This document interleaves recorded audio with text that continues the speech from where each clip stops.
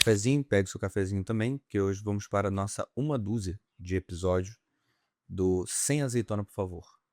Sem azeitona, que o nosso símbolo é uma azeitona, né? A gente ficou pensando sobre como é que seria o símbolo do podcast sem azeitona, seria um nada, né? Então a gente tem que botar uma azeitona para dizer sem azeitona.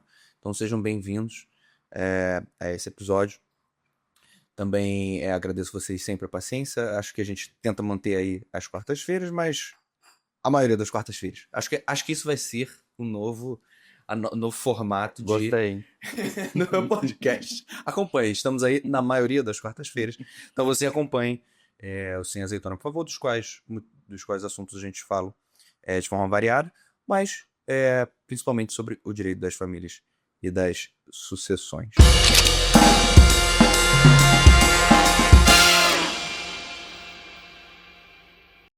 Eu antes queria falar sobre um assunto do qual agora a gente está atuando fortemente aqui no escritório, que é quero ver se vocês já ouviram falar, sobre o suprimento judicial de autorização paterna ou materna.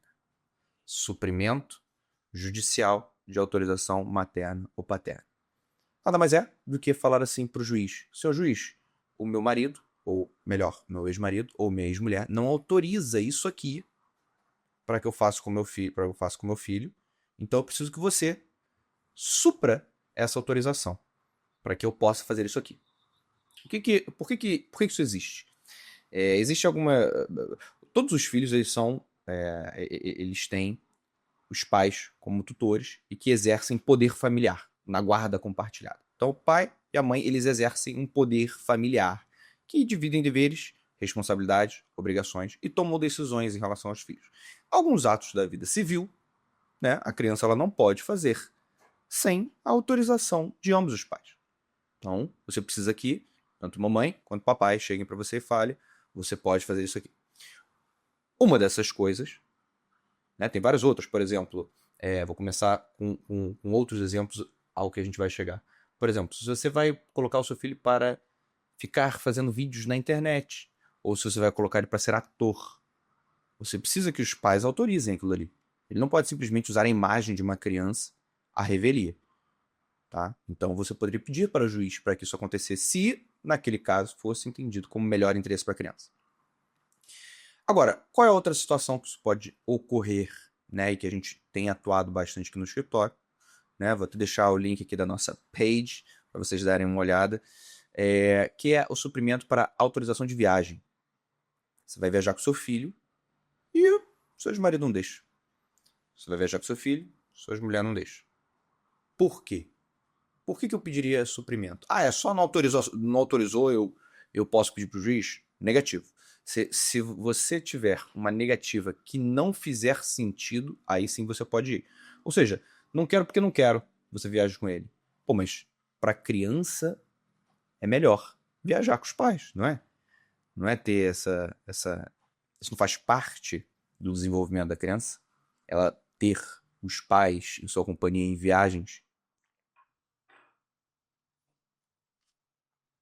Então, se não tiver uma justificativa plausível, então o recuso injustificado é o primeiro motivo. Pai não deixou. Não quero. Não, mas, porra, essa mãe que já fugiu 3 vezes com a criança. Ela quer viajar a quarta. Aí, bom, isso é uma justificativa plausível. Não, eu quero viajar pro Irã, né? E eu tenho passaporte americano também. Bom, isso aí notoriamente causa um prejuízo à criança. Então, você pode pedir autorização quando não é justificável a autorização. Eu quero levar para Disney. Não quero. Aí não é assim que funciona, tá? Aliás, um ponto de atenção.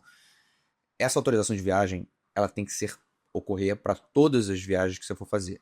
Só que alguns passaportes, claro que com a assinatura de ambos os pais, eles contemplam a possibilidade de já ter aquela autorização lá. Já fica no próprio passaporte a autorização. Então tomem cuidado. Às vezes você fala assim, não, ele vai ter que eu vou ter que autorizar. O seu passaporte já pode estar autorizado de forma ampla, tá? Então isso já está lá constando, tá? Bom, recusões justificadas, você tem que entrar com um processo na vara de infância e juventude. O STJ disse que não é vara de família, é vara de infância e juventude. Pedir que o juiz autorize aquela viagem. Ah, mas é só quando ele não deixa? Não. Existem outras situações. O cara, o que não é incomum aqui no Brasil, né? Sumiu. Não sabe onde ele tá. Você, inclusive, está procurando ele para pagar os alimentos, né? Então você não sabe. Mas você quer levar seu filho, sua filha para uma viagem. Então você busca o suprimento de uma autorização, suprimento. Você supre o consentimento paterno através de uma autorização judicial. Então esse seria o caminho, tá? Pode ser que esteja realmente desaparecido, né? Vocês podem, a mãe ou o pai pode ter desaparecido de alguma maneira, né? Ele não encontrou o corpo ainda, não tem decretação de falecimento, pessoa desaparecida, tá? A pessoa pode ser incapaz, o pai pode ter se tornado incapaz, a mãe pode ter se tornado incapaz, então também é uma possibilidade de você buscar uma autorização, tá? E caso você... Passando uma ambulância aqui. Falou em desaparecido e falecimento, a ambulância passou.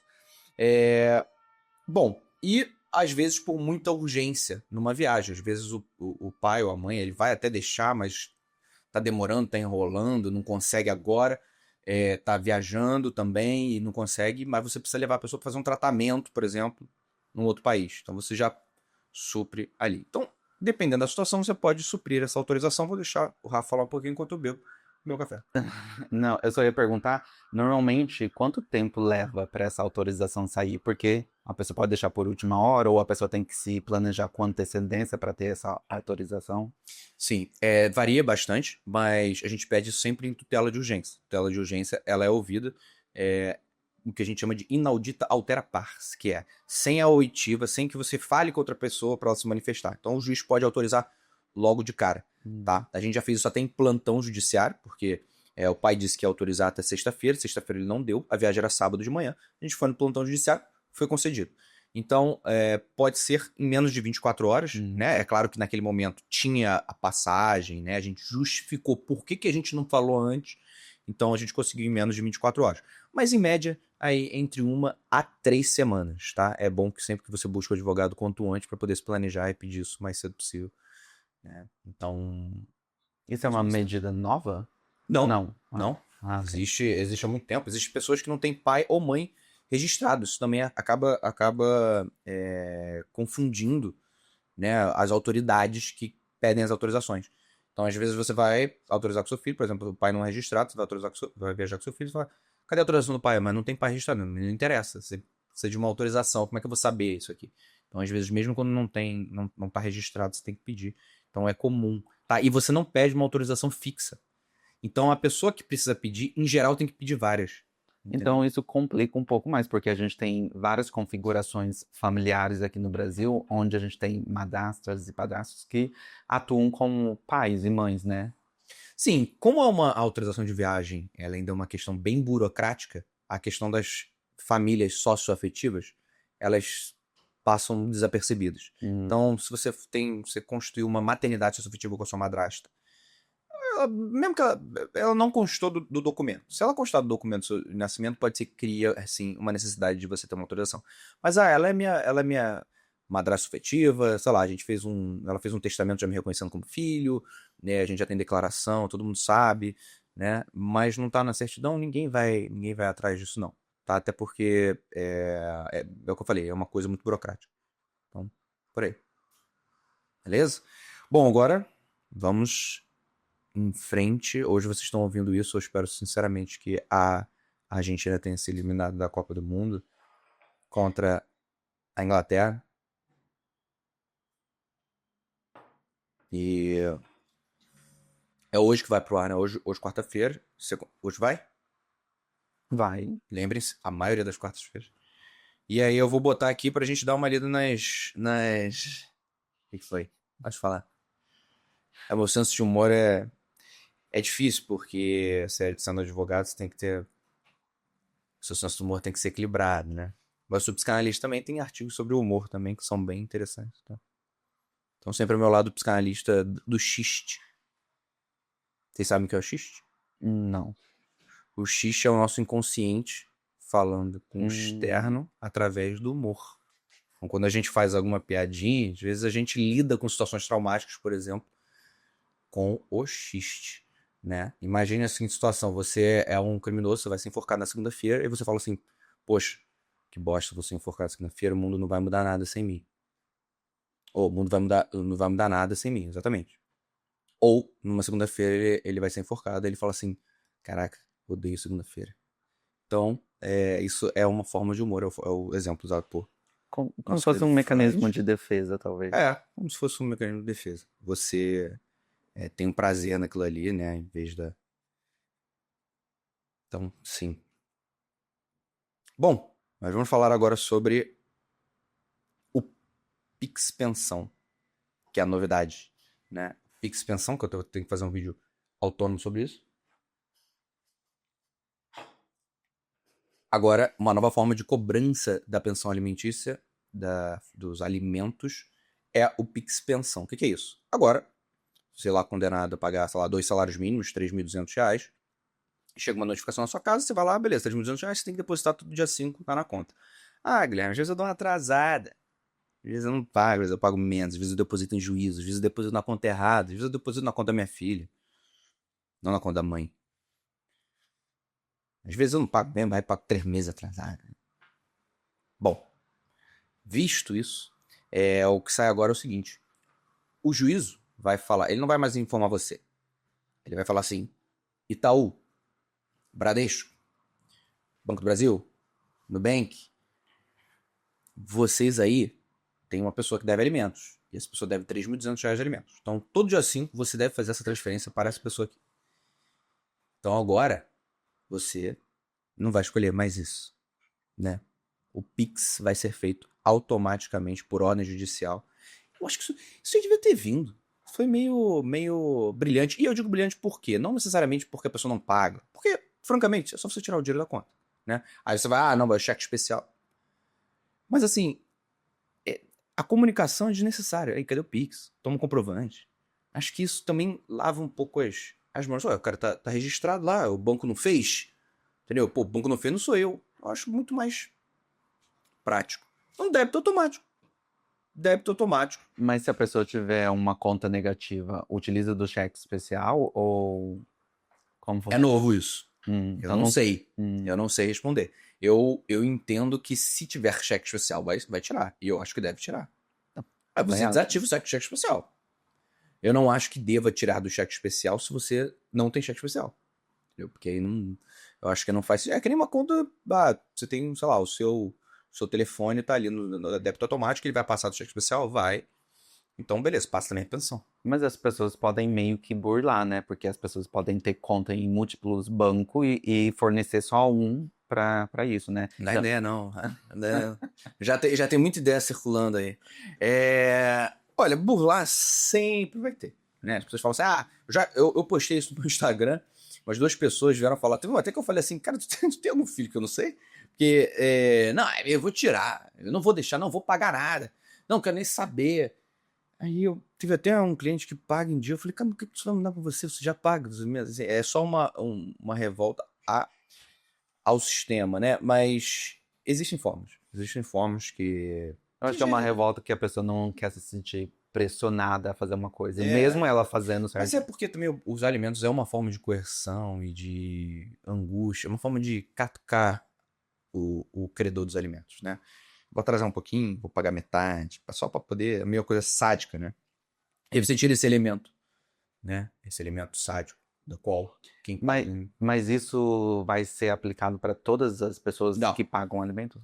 não, o juiz tem que determinar. Determinar. Não é algo Não é que é padrão. só uma forma de execução. Sim. É uma forma de pagamento, né? Às vezes você não podia. O que o juiz falava? Ó, você vai pagar 3.200. Mas ele podia fazer o quê? Olha, você trabalha na PR Comunicações, contrata.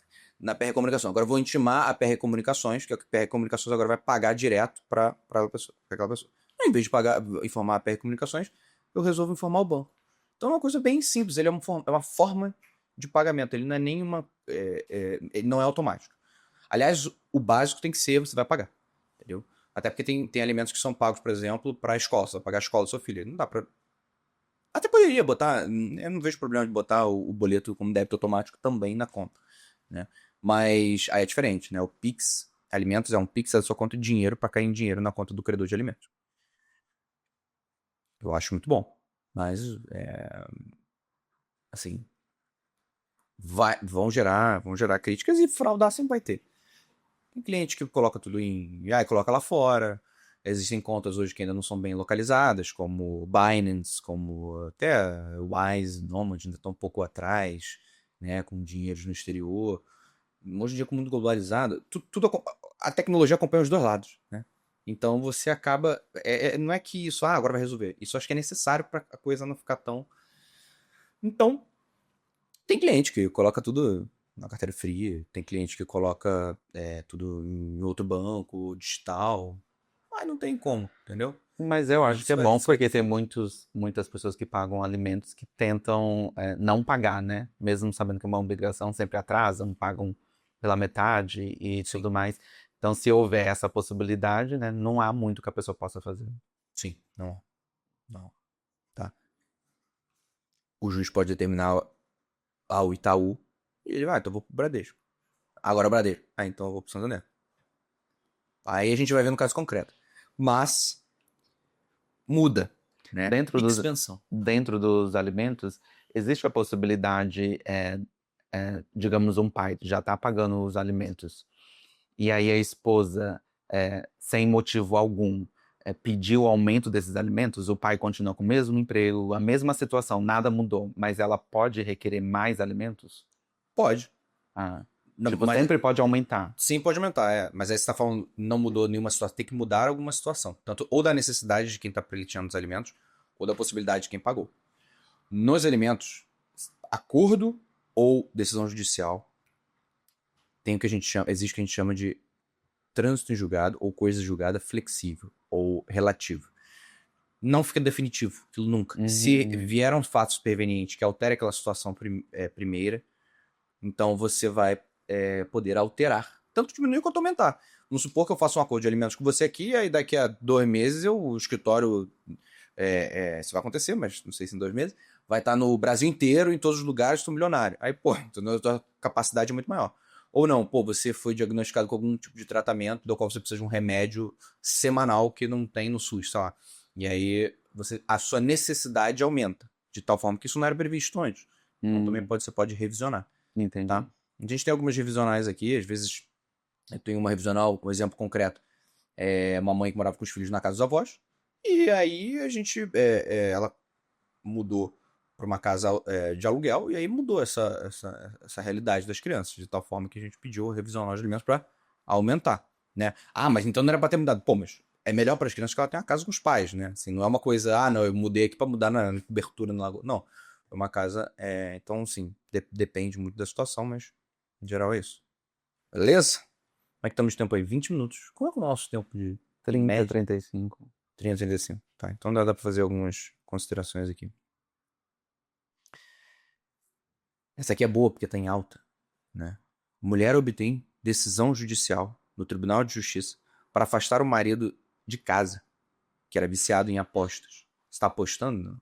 Bet. Não, não aposto, eu sou contra apostas. Eu também, apesar de eu apostar na Argentina. Eu aposto contra eu quero que a Argentina perca, aí eu aposto na Argentina. Porque se a Argentina ganhar, eu ganho dinheiro em cima da Argentina. Então essa é a única forma que eu sempre faço. E Guilherme, se a Argentina perder, eu paguei pra Argentina ser eliminada. Melhor coisa que isso? Nada. Então, eu faço isso também com o Flamengo. Então eu faço só isso, mas também sou contra. Mas hoje em dia a gente tem um problema muito grave, né? Que as pessoas acham, não, aposta quem quer. Você vai, se quiser você aposta, é liberdade. Só que as pessoas não pensam que a aposta é um problema social, né? Ela não é um problema individual, né? Vamos supor que o Estado não tá nem aí pra você, não tá nem aí pra ninguém, né? Mas ele tem que estar aí para o coletivo, Porque as pessoas falam assim: "Ah, não, o Estado não tem que se intervir nada na minha vida pessoal". Pois bem, isso aqui não é a sua vida pessoal, isso aqui é a vida social. Quanto mais pessoas endividadas, pior para a economia. Menos pessoas vão consumir o teu negócio aí. Ah, não, eu sou CLT. Tá, mas aí se o seu patrão não vender, ele vai ter que demitir. Então isso é economia. Então não adianta você ter um bando de pessoas endividadas, sobretudo para jogo, coisa aleatória. Então aí tem um bando de pessoas muito ricas e tem pessoas se endividando. Isso aí acaba que que precisa de uma regulação. Bom, ciente disso, teve uma decisão. O que aconteceu? A mulher relatou em processo que o esposo desenvolveu vício em jogos de azar online, como Bets e Tigrinho. Não, e Tigrinho é pior ainda, né? Porque Tigrinho é, tipo, é qualquer coisa. Assim, você aperta, porque pelo menos não é, a Bets tem um evento externo, embora também seja um vício. O casal estava junto desde 2021, quando casaram sob o regime da comunhão parcial de bens. Os débitos entre você e seu marido, vou botar esse exemplo aqui, são comunicáveis tão como o patrimônio. É ônus e bônus. Então, se ele teve débitos no cartão de crédito dele, então você vê que faz sentido uma decisão que protege a mulher aqui, né? Porque pode ter sido um tipo de violência patrimonial, não sei se é uma separação de corpos, estou ali em primeira mão com vocês. Junho de 2021, quando casaram sob regime da comunhão parcial de bens e não tiveram filhos desde então. Que ótimo, porque sempre que eu falo casar é tranquilaço, cara. O problema é você escolher com quem você vai ter filho. O réu teria usado o patrimônio conjunto e individual da companheira. Caramba, o negócio vai piorar. Ele usou o patrimônio conjunto e individual da companheira ao longo do tempo. A mulher relata que ele entregou um veículo dela para quitar dívidas feitas com agiotas, além de ter praticado fraudes em seu trabalho, que necessitaram de ressarcimento. Bom, não diz aqui necessariamente por quê que ele foi afastado de casa, né? Provavelmente ele não queria sair de casa e ela teve que entrar com uma medida de Maria da Penha. Não sei se isso aqui não entra nesse mérito aqui, né? Ela poderia simplesmente ter expulsado, pedido o divórcio, né? Vocês acham que aqui tem uma responsabilidade? Uma responsabilidade dele, ele tem que pagar isso a ela? Eu acho com certeza a partir do momento que eles casaram com comunhão de bens, ele não é mais sozinho, ele não pensa sozinho. Mas aí ele usou o dinheiro do casal para fazer uma dívida. Então, mas ele não pode, e nem ela, podem usar de forma individual o dinheiro que é deles dois, não? Sim, mas aí você acha que ela pode entrar com uma. Com uma. Com uma ação para ela. Assim, não tem uma. Não tem nada na lei que diga que ele não pode usar o patrimônio comum pra isso. Ah, não tem? Pra você vender um imóvel do casal, você precisa da assinatura dos dois. Mas pra você comprar, não.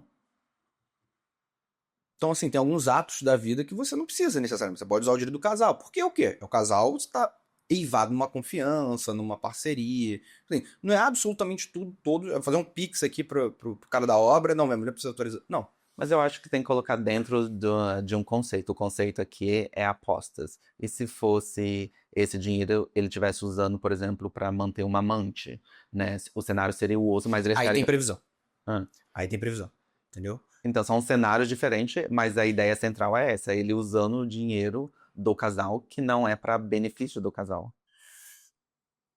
Ok. É uma boa justificativa, né? Porque, assim, a mera assunção de débitos, de dívidas, não me parece que haja uma responsabilidade dele com ela. Por exemplo, agora que eles terminaram, ela entra com uma ação, olha, sabe aquele carro? Você tem que me pagar. Tá, em que medida essa dinâmica da Bex, ela ocorreu dentro do seio familiar? De tal forma que, cara, eu estava no risco do relacionamento, ele vendeu meu carro, a gente se divorciou, é isso aí. Ah, não, mas aí esse carro era meu. Não, o débito era dos dois. Aí você vai dizer, tá, mas aí, pô, ele foi pra Bet.